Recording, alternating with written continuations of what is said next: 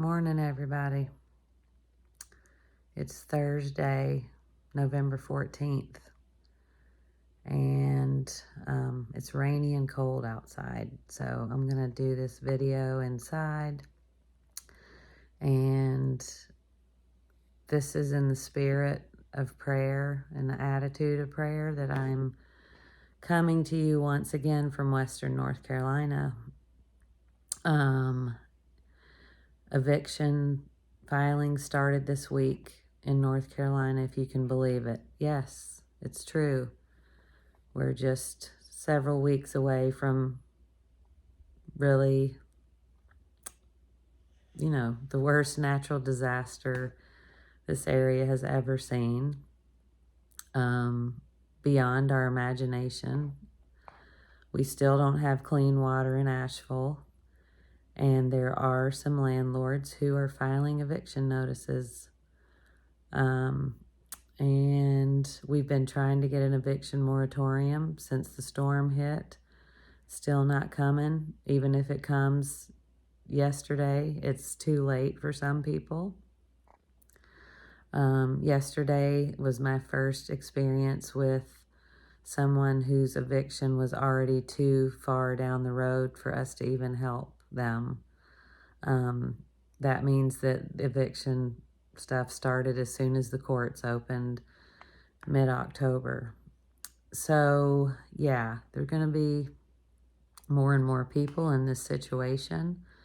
And we are trying desperately, along with other partners in the area, to pay people's rent and keep them in their homes.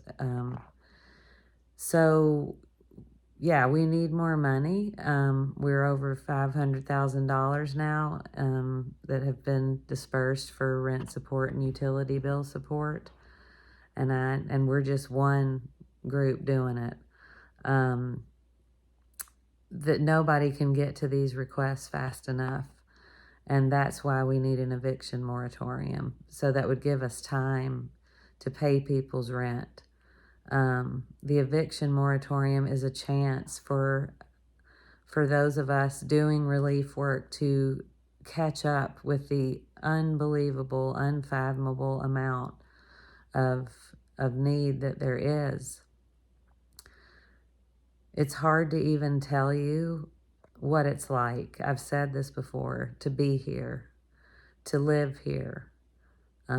To see every day just all the destruction, all the uprooted trees, all the buildings dilapidated, all the mud, all the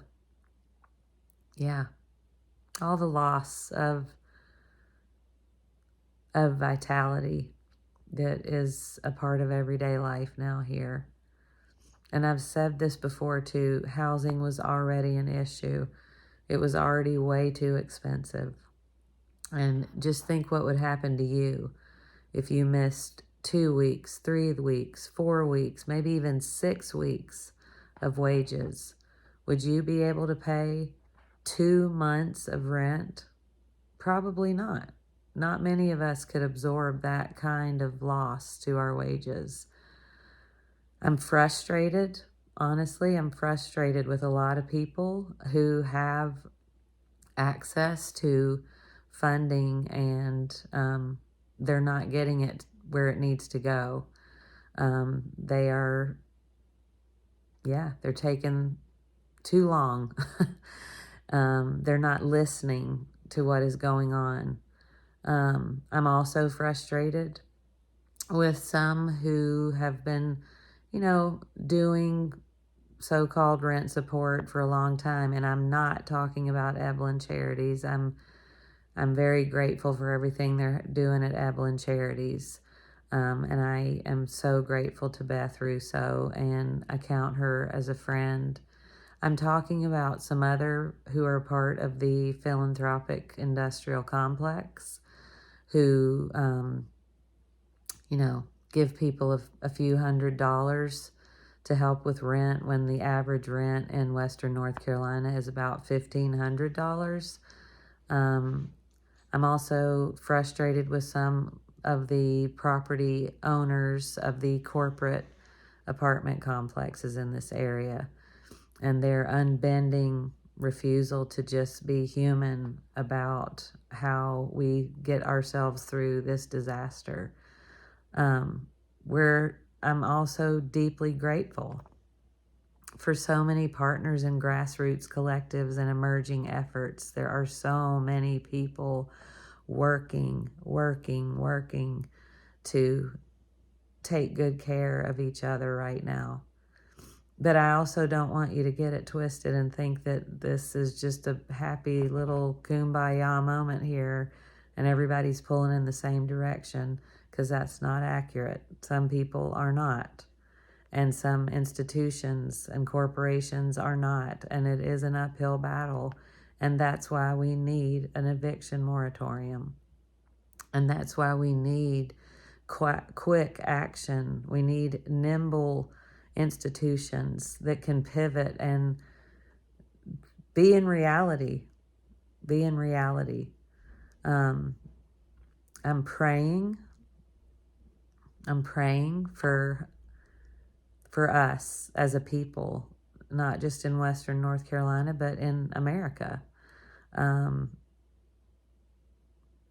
Let us not harden our hearts toward one another, toward the fact that we are family. We are human family. We are related. We are connected. We need each other. And being in a home and feeling safe in your home, that's a human right. And we've capitalized it. We've made it something that's about profit. We've made it something that's about sorting human beings and stacking them on top of each other, and not affording people the dignity of a place to live and a place to call their own. And again, this predated the storm, but the storm has just made it. It's made it untenable. So I don't mean to be a downer on Thursday morning. I believe that we're going to figure out a way. I believe in right relationship. I believe in the power of people coming together with a holy imagination. And so that's what gets me out of bed every day. I'm so grateful for everybody who's supporting all the relief efforts in this area. And I'm so grateful for my dear community, Grace Covenant Presbyterian Church. So don't forget us. Keep praying. Anything you can share with funding is great. If you know other friends who are well-resourced and would like to support us, we are grateful for anything. And write the governor. Reach out to city council members, county commissioners. Tell them that this is an urgent conversation, that it can't wait till the end of November or next year or whatever. That's too late. We need it now. We need it yesterday. Sending love to everybody. Prayers and more prayers for the healing of the human family. Love to all.